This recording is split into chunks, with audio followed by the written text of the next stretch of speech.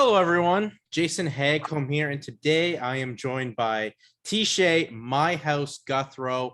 Teshay fights this upcoming weekend, July 23rd, in Albany, New York, in the main event at Cage Wars MMA against the likes of Chris Disonell out in Albany, New York. Teshay, how are you doing? Good, brother. Ready to go. Fight week. Happy. It's here. Yeah. And fight weeks are something for you, Teshay, that have been happening a little bit more often. You fought for BTC at the end of 2021. You're supposed to fight in February, but then fought a few months later in the end of May at CFFC. Just talk about the progression where you're getting steps up in competition and being a more active fighter. Yeah, I felt like I was ready to step up. I always like to level up, better competition, bigger. Last one, CFFC, Fight Pass. This one, main event. Better competition. Feels good. I like to stay active. Like, I want to be like I was supposed to fight in February, like you said, for LFA. Got injured, had to pull out. And I was like, November, December, January, February. So that was like 4 months after the November. I just like to stay active. And with that injury, it set me back my plans. So now, just fought 6 weeks ago. I'm fighting now, and then I'm looking to get right back in there. No injuries after this one. And yeah, I'll be right back in. What was the injury that set you back in February, Teshay? I know that's now a road that you've cleared, but what did set you back? Oh, I got a calf kick. It wasn't even a calf kick. It was like buddy threw a spinning side kick, and I like put up my shin and it hit the side of my calf. So weird. And then I just couldn't kick with it. I couldn't put too much weight on it. I wasn't able to move right, and the guy I was about to fight was a calf kicker. So, yeah, my coaches weren't really down to put me in there like that.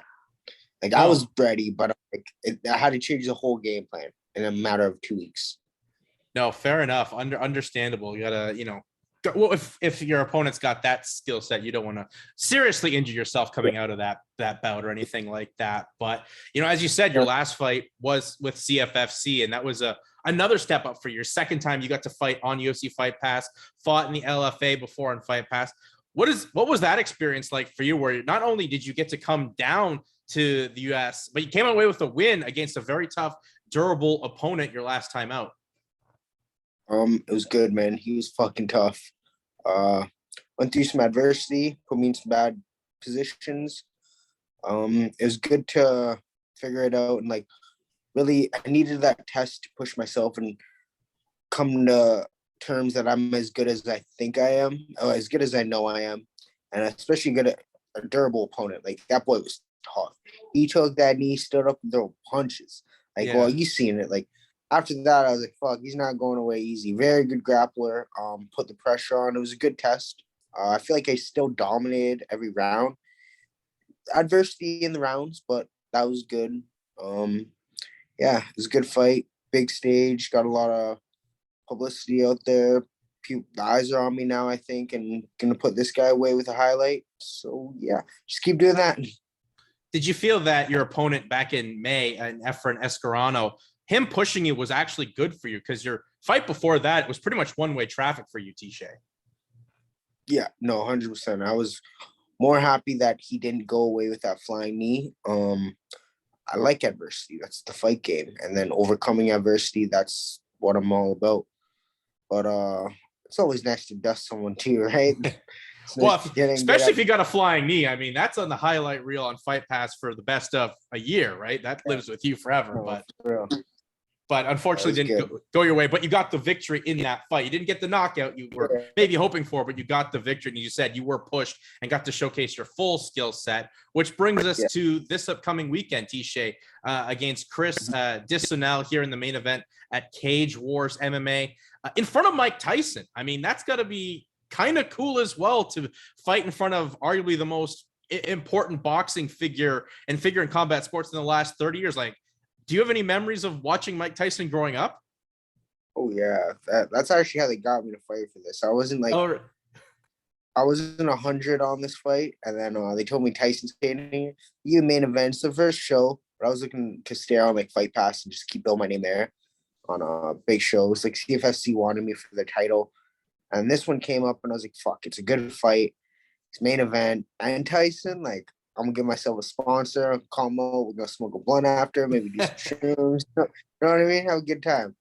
And then yeah, I fucking love Tyson. Watch him almost every day. Just his mentality, like his old school motivation, like just being a mental killer. You know what I mean? That, and then taking him in now, watching his hot box, seeing how humble he is and how he killed his ego. And he's like the only fighter in the world that's actually like talked about how he felt as a fighter and like is real about that shit. And it's crazy because it's Tyson. Like he's a killer, but now he's very humble and like he'll express his emotions and he's just very zen now. Like I like that. You know what I mean? I find I'm finding my way there too. And that's kind of like you, having spoken with you, outside of just doing this interview. You're a very zen guy, but when the cage door closes, like that animal, that white tiger comes out where you got to go out there and kill or be killed. And you and your opponent here, and Chris Disonell, you guys have kind of going back and forth on social media. He's apparently like messaged you like 7 times or something in your DMs or something like that. Like, what's gotten the drama between you and Chris going into this fight?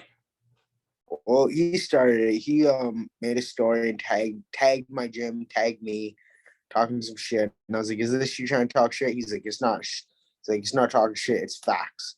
I'm like, "Okay," and I just put laughing face. And then he like wanted to continue talk shit. But I'm like, I don't really care if it's over Messenger. Like, it does nothing for me. Mm-hmm. I talk shit for the fans and exposure. I mean, I really don't care. It's not personal for me. This is business. And then he was just kept on going off, wanting me to talk shit. And I was just hitting him with one-liners, blowing him kisses, just to see if he was emotional. And he is. He's the one messaging me 9 times. And I didn't even look at him. You know what I mean? I look at him and just like him, send him a little heart, fuck with him.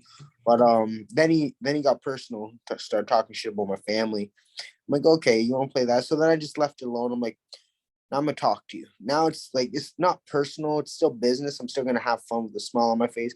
But now when I'm have him up against a cage or I have him in a bad position, I'm smashing his face and I'm talking to him. It's not gonna be a nice, like, usually I talk to all my opponents. You know that. But this time it's gonna be a little different. I'm gonna whisper something in his ear and let him know. It's gonna be between me and him. You know what I mean?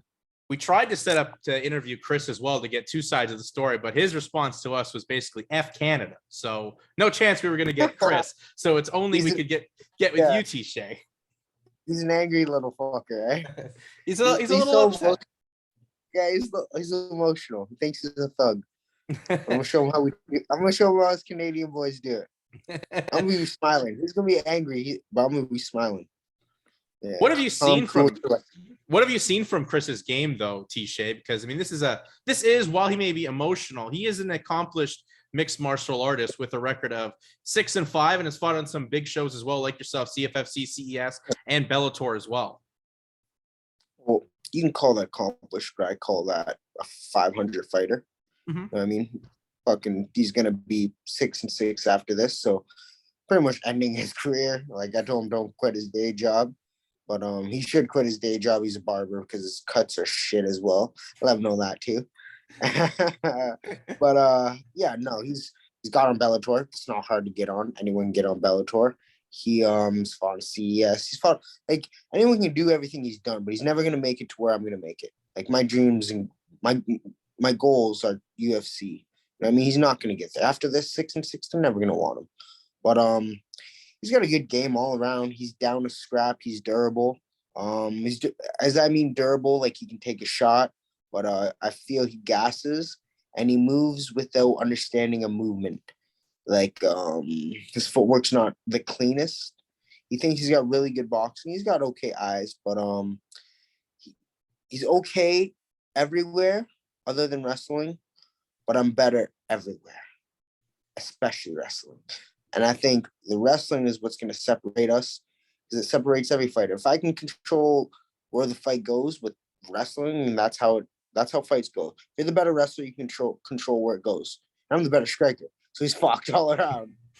Yeah, but we have seen your game totally develop too, Teshay, where you're not just a guy that wanted to just brawl and make it an exciting fight for the fans, but now you strike technically, but implement that high level Chris Prickett style wrestling over at NTT. Yes, 100%. I'm a technician when it comes to it, and like I can fight. You know, I mean, when push comes to shove, the technique's not there. I'll fucking step in and show up. I mean, that's what people don't get. Well, they probably get that, but now like the game's all around. I'm smart. I'm smart with it. I'm looking to go in there, hit, not get hit, wrestle, smash, put them away, highlight, and have fun doing it with a smile on my face. You're gonna be mad after though. Well, you seem like you're one of these bantamweights right now, Teshay, that we've talked about you being on the rise, but like people seem interested in wanting to fight you. Obviously, we talked about you and Chris getting into it in the DMs. I know you kind of got into it with Michael Imperato a few weeks ago out in Niagara Falls at the debut show for Front Row, the promotion show there. Like, does that kind of get you a little bit motivated for more success? Or and first of all, what the heck happened there? He's an angry motherfucker too. He's always been talking shit to my boy Josh Hill. You know that, right? And Josh is the one to always talk shit. So I was like, I'll entertain that. What really happened, like how it started, was he was posting about him going to the UFC and all that, like months ago. And then some interviewer or something chimed in. He's like, "Oh, you're not going to the UFC. You fought nobody." And the guy actually mentioned my name. He's like, "You got to fight someone like Teshay Gouthro to be going there." And I was like, I commented on it. I was like, "Yeah, you're right." Like, just, you know, I knew it'd get him started. And then boom, he just started going off on me because I knew it.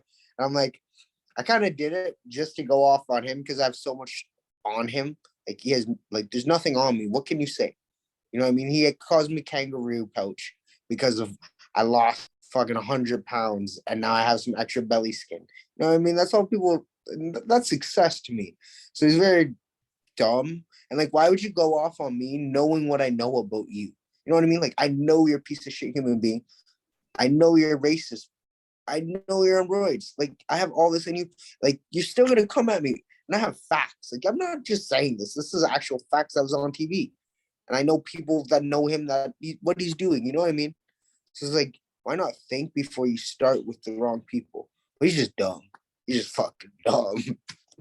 Like, very uneducated and angry. He's an angry person.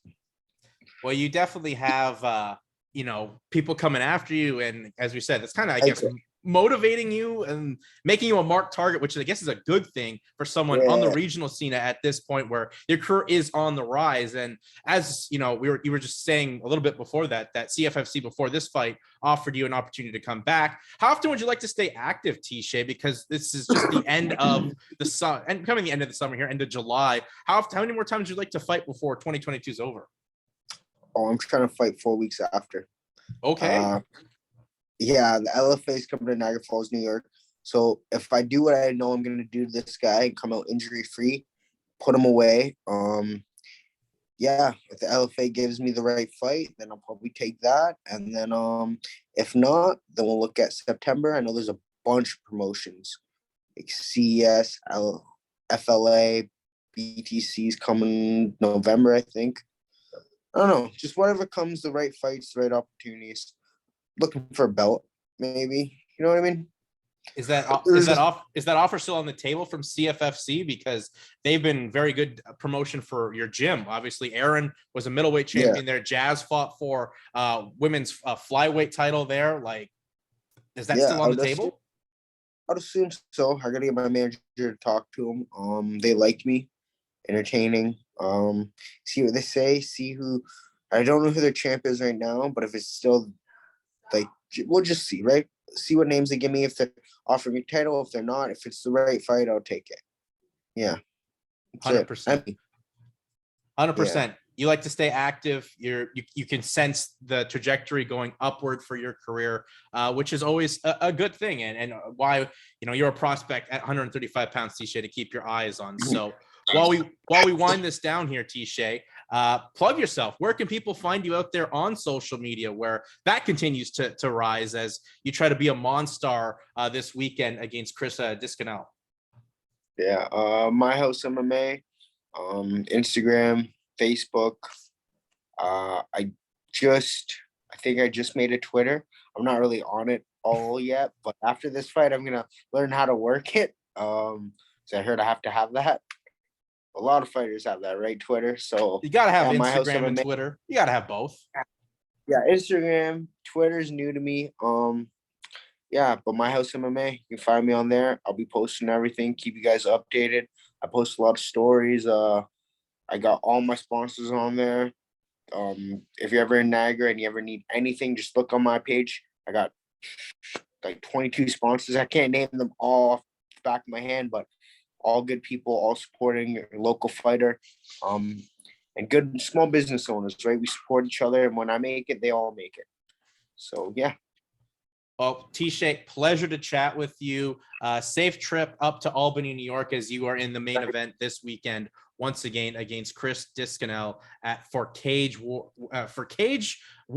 MMA. Teshay, thanks for the time. Thanks, brother. Take care.